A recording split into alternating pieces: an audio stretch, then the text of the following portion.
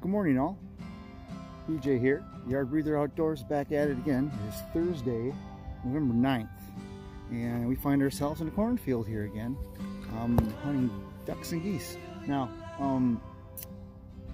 today's hunt, I'm just down from the traditional fields that I hunt. I was driving around, I saw a small bunch of birds out here feeding, and I'm upfield from the roost, a field closer than I typically am. I just decided to find out who owns the property and knocked on the door and spoke to the gal and said, hey, I just wonder if I could get access just tomorrow, not the entire season. I know there's guys out here every now and then, but I was just trying to see if I couldn't get access to the field, and she said she'd get back to me and called me back later on after talking to her husband, and we got it. So here we are. Kind of a late start this morning, but we're out here. Gonna be a windy day. Yesterday was overcast and rainy. I had some concerns this morning about getting out in this field, but it's pretty dry overall. I mean, it's damp, a little bit of frost in the high point, so that's kind of where we're at right now. But I honestly was sweating bullets getting my truck out here because I've gotten stuck a couple times. Not recently, thank goodness, but I always get nervous when driving in fields. So yes, I have a four-wheel drive, but that doesn't matter. So that being said, I'm running a medium-sized spread today. I got some full bodies from Rogers and Hardcore, and then green headgear. I've got some silhouettes from Big Al's, and I've got some green headgear mallard decoys from Resters. And then I went with the old classics. I bought them a couple of years ago because I wanted them. I did some 3/4 shells from green headgear mallards. Those give a little bit of movement, and I know there's a lot of guys that are just like, hey, you know what, if you have geese out there in a spinner, you don't have to put mallard decoys out, but I'd like to kind of put a little something extra in there. Speaking of extra, earlier this week I was out here scouting, and there was a flock of snow geese out there. There's 10. 2 of them were immature blues, and there were 2 eagle heads out there. So I drove by the other day, and there was 1 out there, and we got a lot of swans out there. So what I did is I got some Big Al snow goose decoys. I just took 3 silhouettes and put them out there just to give a little twist. And I think that sometimes when you offer the birds something different than what they've been seeing, that helps a little bit. So anyhow, I've got some birds that are maple leafing down into the roost down here, and we're gonna get tucked away, and let's hope to have a good day. Quite a few swans in the area right now, and one of the nice things about that, I don't know if you guys see them, I got a really bad angle at them here, but one of the things about those snow goose decoys too is they kind of look like swans. Swans are amazing confidence decoys. So another thing about this spot is that makes it makes it interesting and making it a good spot is that there are quite a few birds here, because we're not too far off away from a roost that holds birds as long as there's water in there. The difficult thing though is that you're always competing against live birds, so more often than not there's a very good chance you lose that battle. However, when a lot of these birds are coming in, they're dumping in with the rest of the birds and basically treating that as a transition slough. There are birds roosted there, but they'll stop in there, they'll hang out for a little bit, get a drink of water, maybe nibble here and there, and then they jump out to the fields in the area. You know, there's a really big flock coming in right now over that spot, and again, when you've got, you know, close to, and I don't even know how many's down there right now, but you know, I'm just going to say there's 300 birds down there. You know, versus my 2 dozen, you know, and you've got movement, you've got birds landing out there, it becomes a very difficult thing. So what happens more often than not is you hopefully get a couple birds that get antsy, jump up, maybe get the case of the munchies, and want to jump in some of the local fields that are around the area. And that's what we're hoping to do today. So another good point that I bring up is these snow goose decoys that I have out there. There's also a lot of swans in the area right now, and swans are amazing confidence decoys. They've been sitting in the fields around here feeding. This traditionally is an area that does hold a big bunch of tundra swans later on in the year. So again, offering The bird's something a little bit different than what everyone else is doing is always something that you should consider. You know, whether it be, you know, traditionally decoy spreads, we'll talk about duck decoys, you know, everybody typically goes with mallards. And there's no argument, you know, mallards are the most common species around. However, if you can throw a little something different in there to mix things up, that's always a good thing.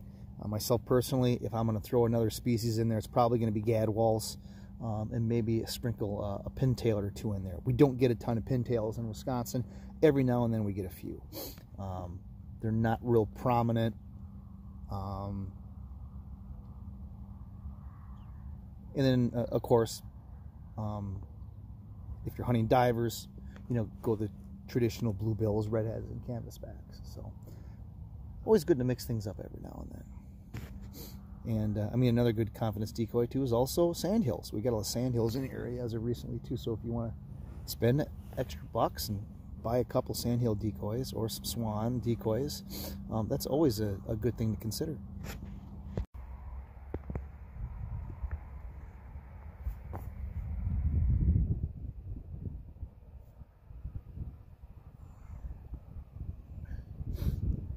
A lot of birds moving around down there. We just need them to get up and move out this way.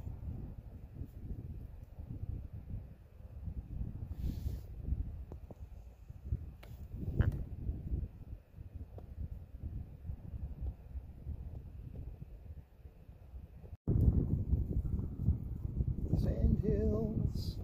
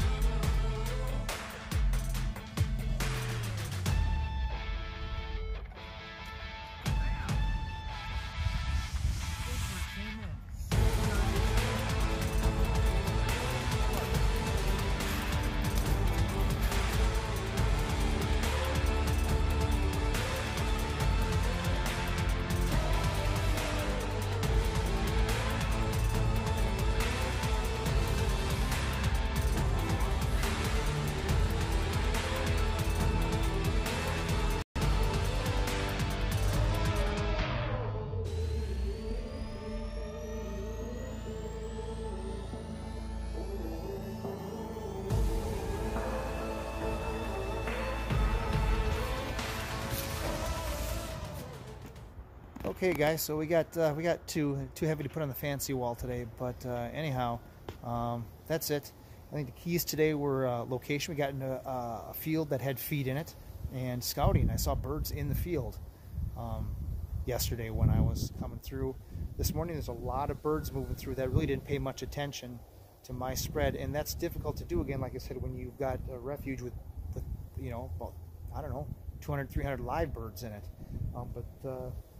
These two came in with a flock of about 30, and they just came right in. They weren't backing down at all. Some more keys to the hunt. I think personally I offered them something that they don't see in other spreads, even if it was only 3 snow goose decoys, which I saw one fly over this morning, actually, an immature blue. We don't get a lot of them in here in Wisconsin, but they show up every now and then. that was unique. I guarantee you there's a lot of guys in Wisconsin that rarely put snow geese into their spread. And to be honest with you, there's a lot of swans in the refuge in the area. So, I mean, whether they thought that those silhouettes from Big Al were snow geese or swans, it didn't matter. It was something unique. Anyone who thinks that geese and swans don't hang out together, there's a refuge just south of Arlington, Wisconsin, that'll prove that wrong right now. The other thing about swans too is that when they feed, they kick up a lot of stuff. So a lot of ducks will hang out around the swans, and I've seen it enough in North Dakota too. But they'll grab the waste and steal from the swans. Anyhow, I think another thing that helped too is I put some windsock decoys, and I only put 3 of them. And I think geese are really weird when it comes to windsock decoys, especially as the season goes on. And with geese, it's weird. Too much movement is bad. Not enough movement, you're not going to get anything out of them. But I put out 3 White Rock windsock decoys, Canada Goose ones, and just kind of evenly put them in there just to add a little bit of movement. So that's it for today. We've been kind of stuck with this warm pattern for the past, since we got snow maybe 2 weeks ago. So we're hunting a lot of local birds. That field this morning, again, I was getting ignored left and right, and then all of a sudden this bunch of 30 came in like nothing, and came right in and bang, bang, put them down. So that's going to be the hunt for today. Stay tuned. Hopefully I have some more content coming up. We got some more deer hunting to do, and the 9-day gun season is coming up. So until then, have a great day.